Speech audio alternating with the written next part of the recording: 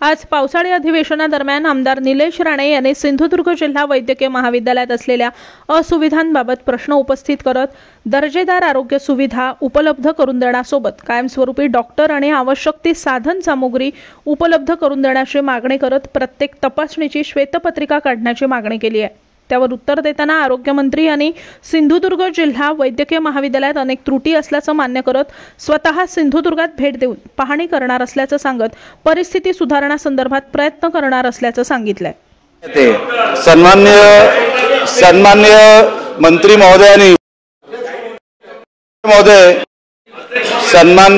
महोदयांनी त्यांचं होते ना प्रश्नाचं उत्तर जी प्रोसिजर आहे त्या प्रोसिजर प्रमाणे मंत्री महोदय आपण त्याचं उत्तर दिलेलं आहे। माझा मंत्री महोदय प्रश्न जनरल आहे।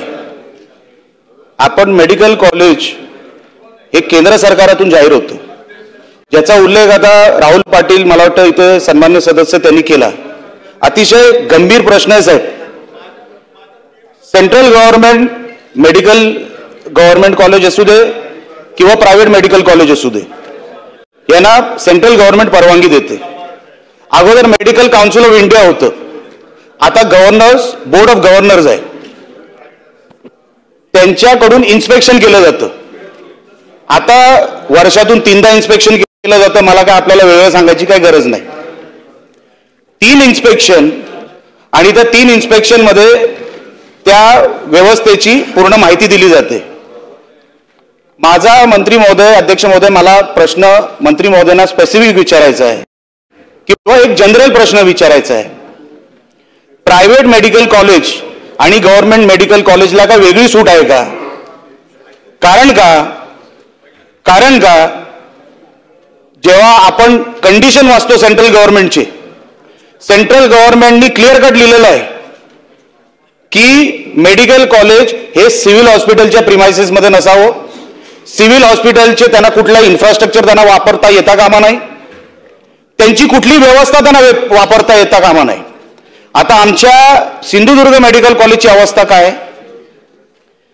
सिव्हिल हॉस्पिटल सिंधुदुर्ग हे उचलून आता मेडिकल गव्हर्नमेंट कॉलेजमध्ये हलवलं गेलं। सगळी व्यवस्था तिकडे मेली, सिव्हिल हॉस्पिटलची सगळी व्यवस्था मेली।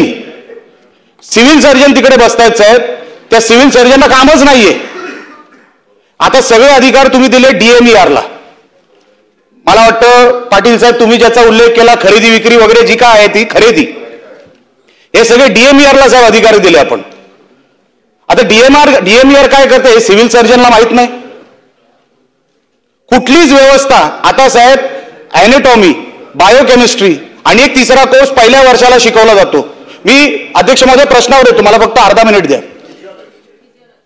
आणि फिजिओलॉजी हे 3 कोर्स आणि जे प्रायव्हेट साहेब जे डॉक्टर्स पहिल्या वर्षाला द्यावे लागतात, जे प्रायव्हेट मेडिकल कॉलेजला लागू असतात ते साहेब गव्हर्नमेंट मेडिकल कॉलेजला लागूच नाहीयेत, डॉक्टरच नाहीयेत तिकडे।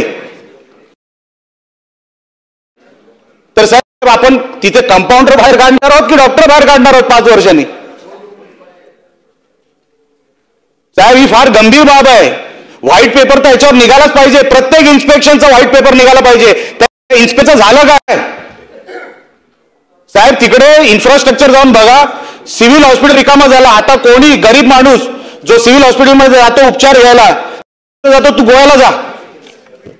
आता इथे उपचार घेतले जाणार नाही, तू गोव्याला जा, रेफर केलं जातं तिकडे। आणि म्हणून अध्यक्ष महोदय आपल्या माध्यमातून मला मंत्री महोदयाला विचारायचं आहे, आपण ही व्यवस्था ही गव्हर्नमेंट मेडिकल कॉलेज किंवा मेडिकल कॉलेज सेंट्रल गव्हर्नमेंटनी दिलेल्या कंडिशन नुसार गव्हर्नमेंट मेडिकलला काय वेगळे अधिकार आहे का? म्हणजे काही करू शकतात का गव्हर्नमेंट मेडिकल कॉलेज? व्यवस्था नाही दिली तरी चालेल का मेडिकल कॉलेजला गव्हर्नमेंटच्या, आणि प्रायव्हेट मेडिकल कॉलेजला काय वेगळी व्यवस्था आहे का? एवढं माझं प्रश्नाचं उत्तर मंत्री महोदयांनी द्यावं। अध्यक्ष महोदय, सन्माननीय सदस्यांना यातला एक चांगला त्यामुळे प्रश्न इथं उपस्थित केलेले आहेत। आता शासकीय मेडिकल कॉलेज आणि खाजगी मेडिकल कॉलेज यामध्ये त्याप्रमाणे आपल्याकडे स्टाफ कमी आहे ही वस्तुस्थिती आहे। म्हणून आम्ही अनेक कॉलेजमधले काढून स्टाफ नेमणं, त्यांना जास्त पगार देणं, NPA देणं अशा अनेक व्यवस्था करून आम्ही आता ती फुलफिल करतोय. आता यामध्ये आता दोन गोष्टी काय आहेत, फक्त सिंधुदुर्ग आणि 1-2 जिल्ह्यामध्ये ही कमतरता हे म्हणतायत ते खरं आहे, परंतु थोडे कमी आहे. परंतु तुम्हाला एक सांगतो की आमच्यावर जबाबदारी 2 आहे. एक आहे म्हणजे येणाऱ्या विद्यार्थ्याचं शिक्षण दर्जेदार झालं पाहिजे. आमच्याकडे 100% ऍडमिशन फुल होतात का, मेरिट गरीब आणि सामान्य माणसं मुलं असतात. श्रीमंताची जी मुलं आहेत जी डोनेशन घेऊन जाणारी ते खाजगीमध्ये जातात. परंतु त्याही मुलांचं दर्जेदार शिक्षण करण्यासाठी जे आम्हाला करावं लागेल ते आम्ही निश्चितपणाने करू. ते म्हणतायत ते खरं आहे. आणि मी स्वतः सिंधुदुर्गला जाईन आणि त्या सगळ्या हॉस्पिटलची पाहणी करेन आणि त्याच्या त्रुटी दूर करण्याचा मी प्रयत्न करेन.